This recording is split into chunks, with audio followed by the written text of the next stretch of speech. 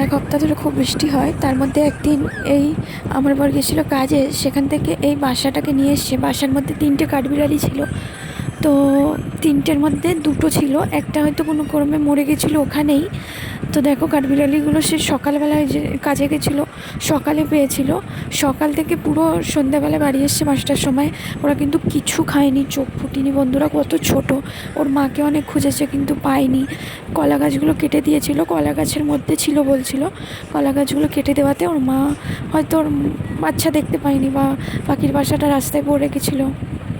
দিয়ে আমি ওদেরকে নিয়ে আসার সঙ্গে সঙ্গে দুধ গরম করে খাওয়াই।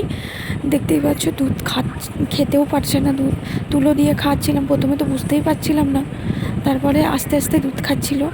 তো ওদের মাকে দিয়ে দিলে হয়তো এর থেকে ভালো করে রাখতো, কিন্তু কিছু করার ছিল না। খুব বৃষ্টি পড়ছিল, তাই ওর মাকে হয়তো আরও খুঁজতে পারি। তো ছোটো কত কষ্ট হচ্ছে, ওর মা থাকলে কত সুন্দরভাবে রাখতো, কিন্তু কিছু করার নেই। এত ছোট ছোট যে দুধও খেতে পারছে না, আহারে কত খারাপ। সঙ্গে সঙ্গে বলে কিছু খাইনি সকাল থেকে, আগে তুমি ওদেরকে খাওয়াও।